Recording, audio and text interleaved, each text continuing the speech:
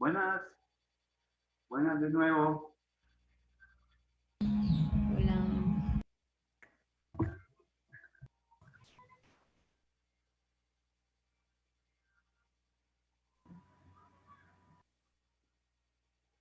Vamos a proseguir. Bueno, entonces nos habíamos quedado con el tema ya establecido. El capitalismo en El Salvador, historia inmediata nacional y la sociología vivida. Bien, decíamos Hola, Lice. hola, buenas. Sí. Decíamos en la hora anterior de que en esta clase vamos a dejar claro por qué la sociedad salvadoreña es una sociedad capitalista, porque vamos a hablar de su origen, de su génesis, y hablar del génesis de una sociedad es también hablar del desarrollo, de su surgimiento. Entonces, hoy con este tema queremos dejar claro por qué la sociedad salvadoreña es una sociedad capitalista. Que quede así la idea.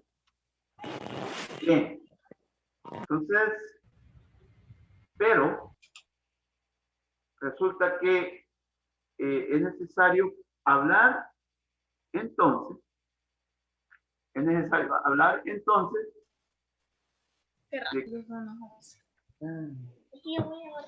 No ha sacudido comedores. es necesario hablar entonces de lo que un proceso peculiar para el modo de producción capitalista. Y este se llama acumulación originaria de capital. ¿Y por qué nosotros decimos que es el pecado original para el aparecimiento del capitalismo como modo de producción dominante? El caso de El Salvador. Bueno, que la acumulación originaria de capital es como la manzana de la discordia con la que nosotros comulgamos y nos comprometemos para siempre. ¿Por qué le decimos pecado original? Es como si ustedes se remiten a lo que es el pecado original en la Biblia. Es como el inicio de una nueva forma de relación, el inicio de una nueva forma de ser. Entonces, por eso decimos que es el pecado original, la acumulación originaria de capital. Pero hay una idea fuerza. ¿Cuál es la idea fuerza? Establecer los supuestos históricos sociales que permitieron que en El Salvador surgiera y desarrollara el modo de producción capitalista. ¿Sí? Por lo tanto, hay una aclaración necesaria. Y esa aclaración necesaria es la siguiente. Y es una pregunta. ¿Qué es el modo de producción? Yo quisiera que alguien de ustedes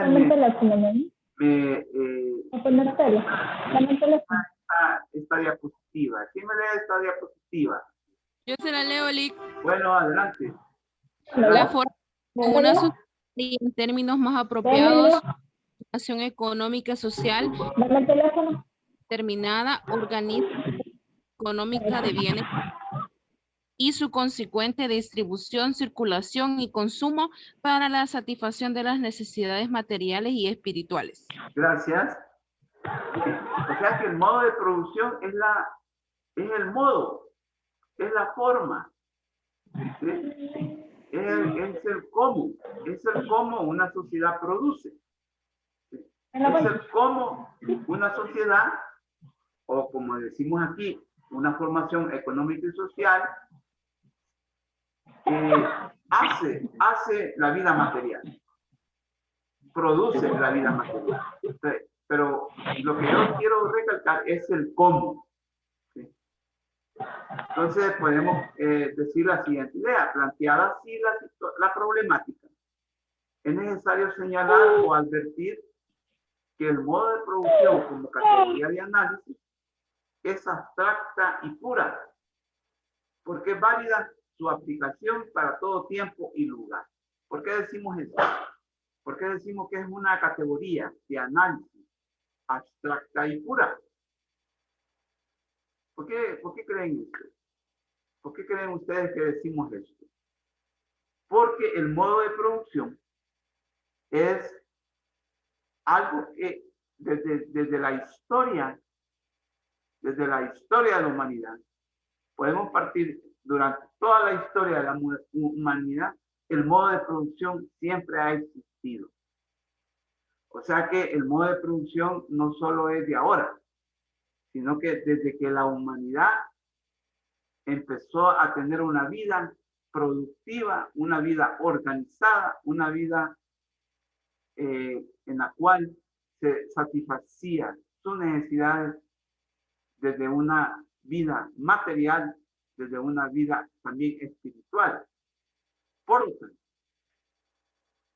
tanto, si es una categoría abstracta y pura, podemos hablar del modo de producción primitivo, del modo de producción esclavista, del modo de producción feudal y el que nos compete ahora, del modo de producción capitalista. ¿Sí? O sea que ha habido un transcurrir en el tiempo en el cual el modo de producción ha sido una constante en la historia humana. Y por eso es que decimos, es válido su aplicación para todo tiempo y lugar. Ojo. Disculpe, Lick, una consulta.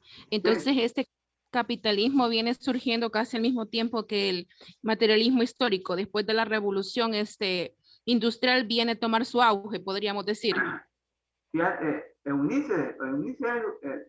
Leticia, perdón. Leticia, sí es cierto lo que tú estás diciendo, porque precisamente esta categoría la propuso Marx, Carlos Marx y Federico Engels. Y acordémonos que Marx empieza a hacer sus análisis precisamente durante la revolución industrial, precisamente cuando el modo de producción capitalista entra en un apogeo como nunca antes. ¿Y antes de la revolución ya había capitalismo, licenciado? No, a eso quiero llegar. No, gracias, licenciado. Lo que siempre ha habido es modo de producción. Es que cuando tú dices modo de producción capitalista, te estás refiriendo a algo con nombre y apellido, Leticia. ¿Sí? Sí, tiene razón. Pero si yo digo, ¿cuál es el modo de producción que había antes de la llegada de los españoles aquí a esta parte que hoy es El Salvador? Y a eso vamos. Yo no sé si ya vieron unas diapositivas, pero a eso vamos. Porque vaya, por ejemplo, y este es un adelanto, Antes de que vinieran los españoles a esta parte de lo que hoy es El Salvador, había modo de producción, solo que no era el modo de producción capitalista. Y es lo que vamos más adelante a hablar de un modo de producción preexistente. ¿Y cómo se llamaba ese modo de producción preexistente? Antes de la llegada de los españoles. Ojo, se llamaba modo de producción tributario o modo de producción asiático.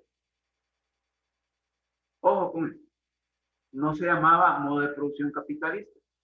Va a ser con los españoles, con la llegada de los españoles, en que se va a empezar a hablar de un modo de producción capitalista.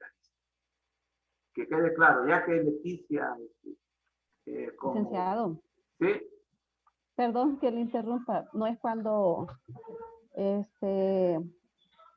si no mal recuerdo, no sé si me equivoco, me corrige usted, cuando los militares comenzaron a quitarle las tierras a todos los campesinos para enriquecerse ellos, ¿verdad?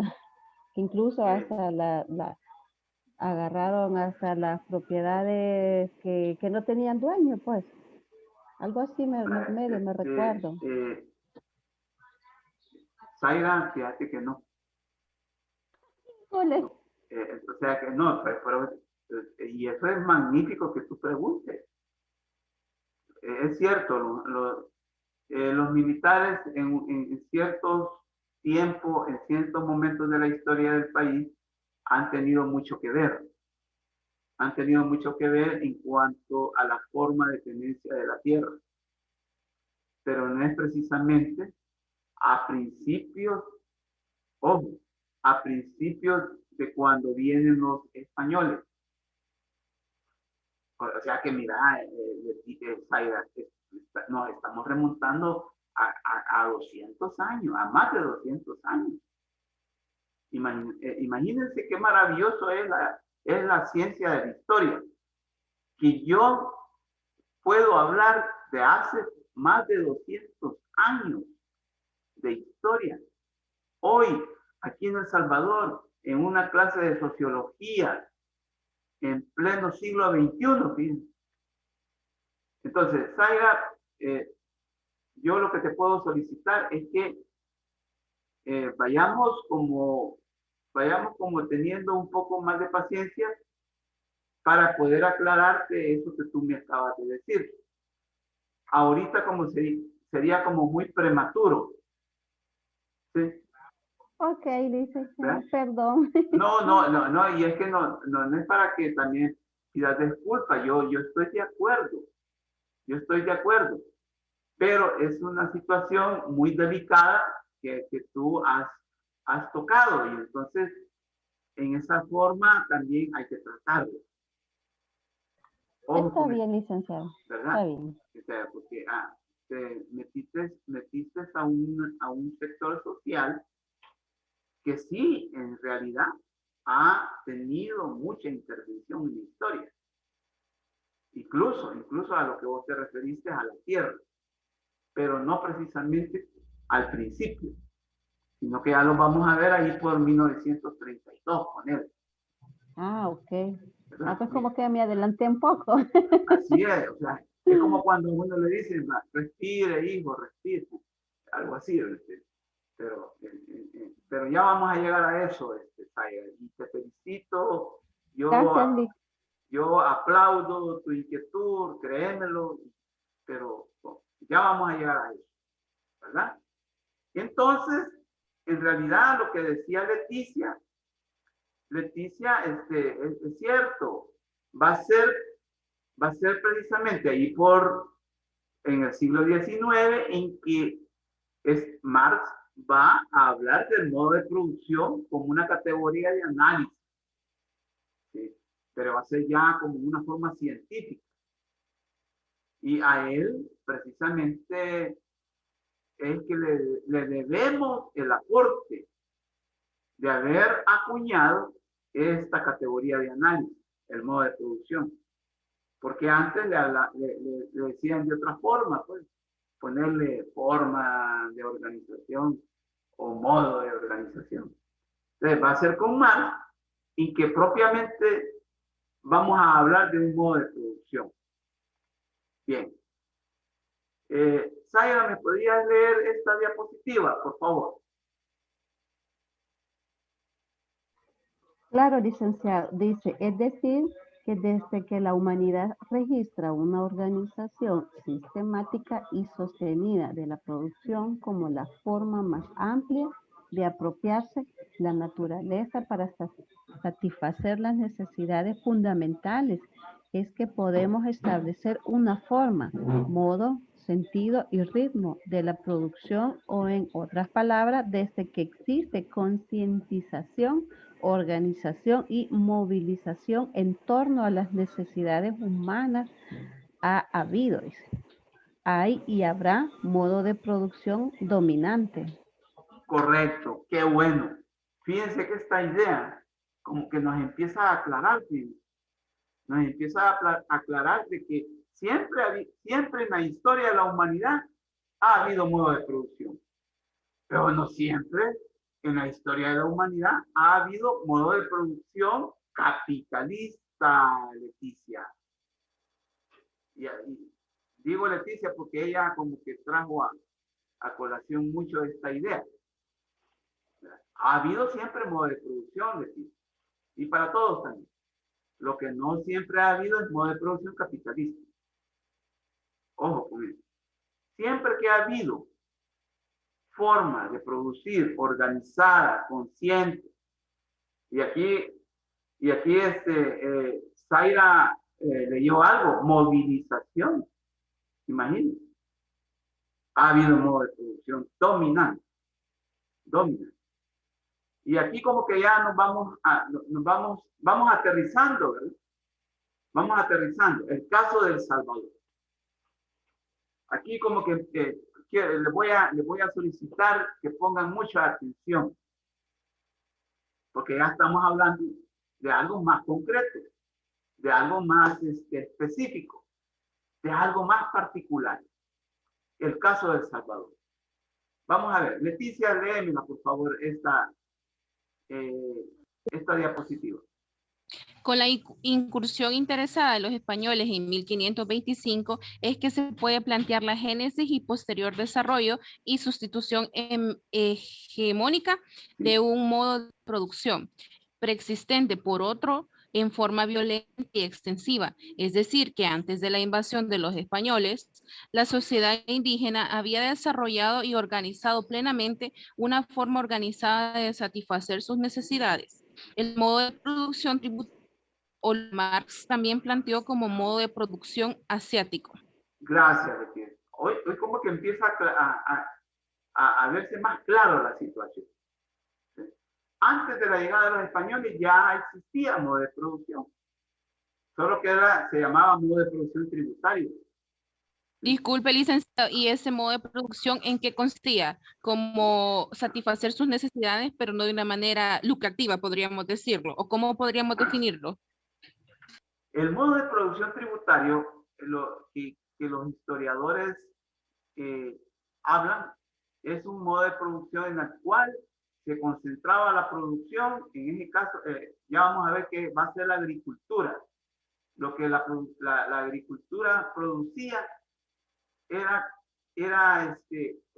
hecha llegar a los sacerdotes, ¿sí? Más que todo a los sacerdotes, y ellos recogían toda la producción agrícola o producto de la agricultura, y por eso es que se llama tributario, porque todo lo que se producía lo daban como tributo y llegaba a manos de los sacerdotes, de la casta sacerdotisa. Ahora bien, los sacerdotes no se quedaban con ellos. Ojo con eso. Y eso es muy valioso que lo sepamos. No se quedaban con eso, sino que la distribuían equitativamente en todo el cuerpo social, ¿sí? O en toda esa localidad, digamos, o en toda esa, digamos, en ese territorio que les tocaba a ellos administrar. Por eso es que decimos, pues, que antes de la invasión de los españoles, la sociedad indígena había desarrollado y organizado plenamente una forma organizada de satisfacer sus necesidades. Imagínense qué maravilloso era que ellos recogían todo lo que producían, pero lo distribuían después. Ojo, lo distribuían en una forma equitativa en todo el cuerpo social. Entonces, es lo que muchos historiadores le llamaron o le llaman modo de producción tributario. Y Marx, en el siglo XIX, va a hablar del modo de producción asiático. ¿Por qué le llamó modo de producción asiático? Porque es el que se encuentra también en muchas sociedades antiguas del continente asiático. Entonces, Leticia, en eso consistía el modo de producción tributario. O sea que la gente tenía acceso a la alimentación. Todo. Nadie tenía hambre. Nadie padecía hambre. Nadie se quedaba sin su recurso, como era la alimentación. Ojo con eso. Y aquí seguimos con la idea. Bueno, ya que estás ahí, Leticia, léela, por favor. Ya que te estoy viendo. Vaya, licenciado. Ya Con que la te estoy viendo. Es que sí, está bien, licenciado. Con la llegada de los españoles es que la sociedad indígena de entonces va a experimentar un antes y un después en todos los campos de la vida y que desde entonces se va a considerar el comienzo de la historia moderna de El Salvador y en adelante el modo de producción preexistente que se basaba en la agricultura como actividad económica fundamental y en la jerarquía y estratificación social dirigida por el estamento religioso y militar en lo económico, político, social e ideológico, religioso. Va a sufrir una transformación en todos los órdenes.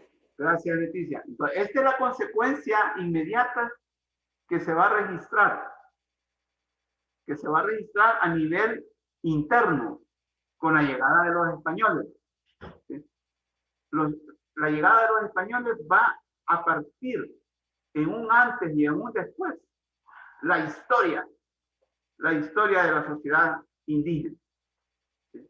En todos los campos de la vida. Ojo con eso.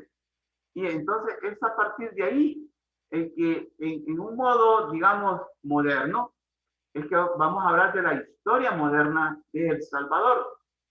Y en adelante el modo de producción preexistente, o sea, el modo de producción tributario del que hablábamos, ese que se basaba en la agricultura como actividad económica fundamental y que era administrada por una jerarquía y una estratificación social dirigida por el estamento religioso, o sea, los sacerdotes, y en alguna forma también los militares.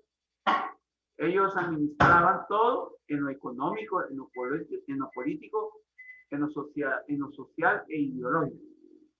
Entonces, todo eso va a sufrir transformaciones. Pero más concretamente, acuérdense de que el modo de producción tributario de los indígenas se basaba en la agricultura. Eso no quiere decir de que no habían otras actividades fundamentales. Algo que sí quiero decirles, que cuando nosotros decimos en sociología, mire, empiezan los cambios, empiezan a registrarse los cambios en la sociedad. Así decimos nosotros en sociología, pero en realidad no podemos decir nosotros, mire, a partir de este mojón comienza la historia o comienzan los cambios. No podemos decir eso. Nosotros los sociólogos y también los historiadores, los antropólogos, los psicólogos no pueden decir a partir de este poste, digamos, a partir de este río comienza la historia o comienzan los cambios. ¿Saben por qué? Y eso obedece a un principio. A un principio, si ustedes quieren, metodológico. Resulta que en lo social, en la realidad social, nosotros no podemos identificar en blanco y negro las situaciones. No podemos decir, mire, esto como es de los jóvenes, por ejemplo, un ejemplo, esto es negro y esto es sobre las mujeres, esto es blanco. No podemos decir eso, no podemos identificar realidades como lo blanco y lo negro, sino que al contrario, vamos a encontrar situaciones incluso claroscuras. Por eso es que vamos a preferir decir, mire, esto es algo gris. Ustedes se han fijado que el color gris ni es oscuro ni es claro. O sea que las realidades sociales son complicadas, son complejas, porque vamos a encontrar un entramado, vamos a encontrar una mezcla en la cual no podemos decir esto es negro y esto es blanco. En realidad es un error, porque muchos identifican realidades como cuando decimos esto es negro y esto es blanco. Y eso no, es un grave error. Es un grave error identificar las realidades como negro o como blanco. Este es algo que yo les quiero dejar bien claro. Quiero recalcarlo también. Entonces, vean, la idea fundamental es esta, de una agricultura tributaria a una agricultura comercial. ¿Por qué decimos esto? Porque antes de la llegada de los españoles, la agricultura era una agricultura tributaria. Por eso es que decíamos que todos los campesinos que cultivaban la tierra, todos los indígenas, las comunidades indígenas que cultivaban la tierra, todo el producto lo llevaban como tributo, ¿sí?, hacia la casta o el estamento de los sacerdotes, y ellos se encargaban de distribuirlo. Entonces, esa era una agricultura tributaria. Pero ¿qué va a pasar con la llegada de los españoles? Que esa agricultura se va a transformar en una agricultura comercial. Ojo con eso, ¿sí? Entonces, por eso es que manejamos la idea esta. A continuación, en esta transición, se va a ubicar o definir el contexto histórico-social del proceso de acumulación originaria de capital, y que consiste, para el caso de El Salvador, en la separación violenta de los productores directos de sus medios de producción. Imagínense, esa va a ser la acumulación originaria de capital. La separación violenta de los productores directos de sus medios de producción. O sea que en el caso de El Salvador, nuestros indígenas que cultivaban la tierra van a ser separados de la tierra, y en una forma violenta. Ojo con eso. En una forma violenta. No fue pacífico el proceso. No fue pacífico. No, licenciado, porque los campesinos hicieron su revolución. Bueno, hubo revuelta. Así que, ojo con eso. Y para el caso nuestro, va a ser la tierra en manos de las comunidades indígenas, las sujetas de despojo. O sea que la tierra comunal, la tierra colectiva de los indígenas, esa es a la que le van a llevar hambre los españoles. ¿Sí?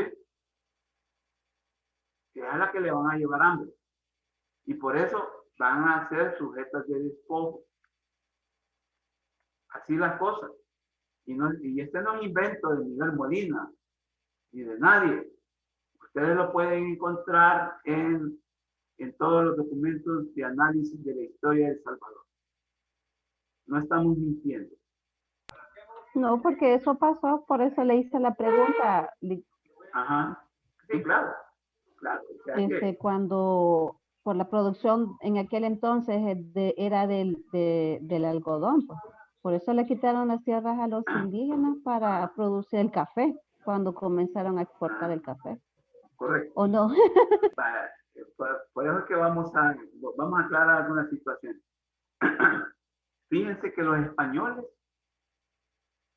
cuando llegaron aquí a estas tierras que hoy son El Salvador, Guatemala, encontraron un sinnúmero de productos que cultivaban los indígenas. Y entre ellos el algodón. ¿Es cierto? Pero ¿sabes, Zaira, para qué ocupaban el algodón los indígenas cuando llegaron los españoles? ¿Para su ropa? Fíjate que los guerreros indígenas la ocupaban para rellenar las corazas con las que iban a la guerra. O sea que la ocupaban como escudo. ¿Sí? ¿sí?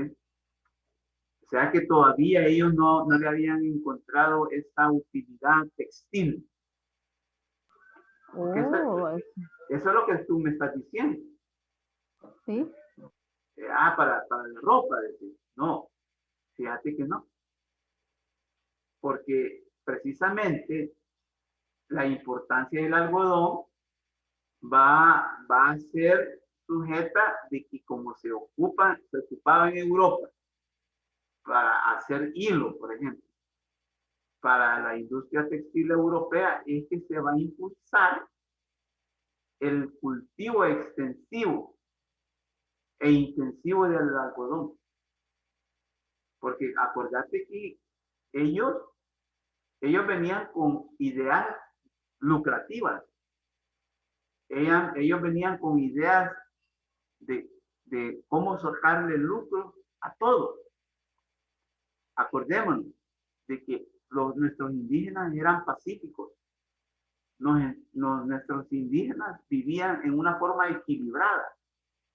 Tenían vidas armónicas, armoniosas. Ojo con eso. Pero Claro. ellos, los españoles, ¿Cómo fue? los engañaron. Y van a traer la violencia. ¿Sí? Porque como va a haber sometimiento, los españoles van a acudir a la violencia para someternos. Entonces, si ellos habían practicado la violencia, antes de la llegada de los españoles, va a ser precisamente con la llegada de los españoles que esa violencia se va a empezar a recrudecer. Ojo con eso. Así que, Zaira, léeme esta diapositiva, por favor. Claro, es decir, el despojo de las comunidades indígenas de sus tierras comunales por parte de los españoles y que va a significar una definición y redefinición, y reorientación de la producción. Por lo tanto, la génesis y el surgimiento del modo de producción capitalista es en un sentido amplio. Correcto. Ojo con esto, con lo que me preguntaron sobre el modo de producción capitalista. Es a partir de aquí que se va a empezar a hablar ya del modo de producción capitalista en El Salvador. Propiamente dicho. Ojo, porque puede ser pregunta de examen. ¿Vale? Puede ser pregunta de examen. Ojo con esto. Pero aquí viene la respuesta. ¿Por qué va? ¿Por qué? ¿Quién me lee esta diapositiva? Stephanie, ¿la podrían leer?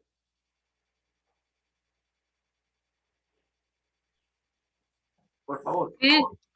Sí, licenciado. Dice, ¿por qué? Resulta que en El Salvador, a diferencia del caso europeo, especialmente el caso inglés, en donde fue un proceso largo y lleno de circunstancias para cada país, 300 años entre paréntesis. En la región de nuestro país fue un fenómeno con especificidades bien marcadas. Adoptó características con connotaciones de hecho y en correspondencia con los intereses coloniales de España como potencia colonialista de entonces para luego asumir durante el lapso de consolidación como república independiente, al menos de España, características con un claro sentido y tendencia capitalista, consolidándose en lo económico fundamentalmente para que así en el siglo XXI 19, perdón, en lo legal, jurídico, político e ideológico con la reforma agraria liberal que va desde el periodo de 1864 a 1896 en acumulación y desarrollo del capitalismo en El Salvador, Rafael Mengido.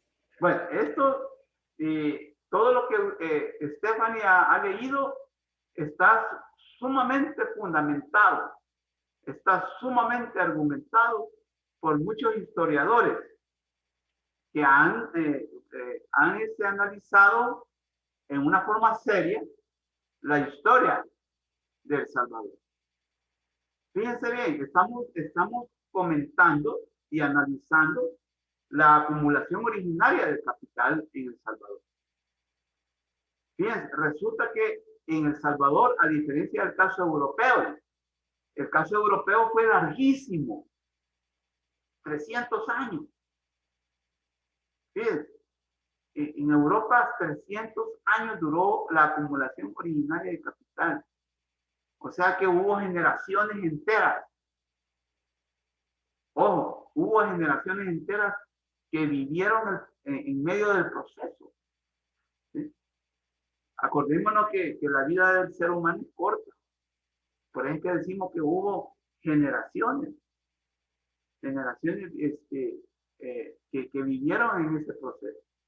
Entonces, en la región de nuestro país fue un fenómeno con especificidades bien marcadas. Que adoptó características con connotaciones de hecho. ¿A qué nos referimos a connotaciones de hecho? ¿A qué creen ustedes que nos referimos? ¿Alguna idea?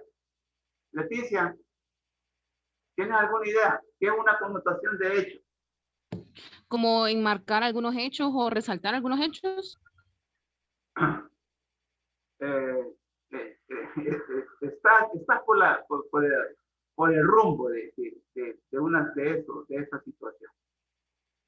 No sé, Zaira, ¿cuál sería una connotación de hecho? Ahí me agarró en curva. Te voy a hacer una pregunta. A ti. Diga.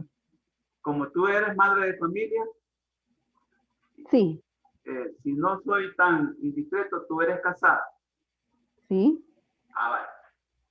Correcto. Pero hay mujeres y hay hombres que no se casan, pero que sí forman hogar. ¿De acuerdo? Sí. Yo me he dado cuenta de un sinnúmero de casos de esa situación. Y tú también, ¿verdad? ¿Verdad? Que solo, bueno, pues, como en común acuerdo, nos vamos a acompañar, dice uno, ¿verdad? Ya sé, es como una asociación. Una ¿verdad? asociación, pero que no necesariamente tiene que haber un documento que avale eso. Ojo, no tiene que haber una firma que avale eso. No tiene que haber un abogado para el caso. Que también, sería como un contrato verbal. Correcto, algo así. Tendría que ser algo que las circunstancias lo permiten. Y que de un modo, si ustedes quieren, de un modo, y alguien mencionó ahí algo muy importante, solo de verbo, solo de entendido. Entonces, de hecho, es algo de hecho. ¿Sí? Entonces resulta que la acumulación originaria de capital se venía dando como una situación de hecho. Pero veamos que era una situación de hecho en aquel entonces. Bueno, que no acudían a ninguna situación jurídica para apropiarse de la naturaleza, perdón, de las tierras, de los campesinos. ¿Qué es lo que te quiero decir? Una situación de hecho podría haber sido que llegaban a invadir con toda la fuerza militar que tenían los españoles las propiedades o las tierras que estaban en manos de los campesinos o de los indígenas. Ojo, solo llegaban, pues, invadían y sacaban a los indígenas de esas tierras. Esas eran una situación de hecho. La otra situación, ¿cuál sería? La situación de derecho, que no es lo mismo. Ojo. Bueno, estamos a punto de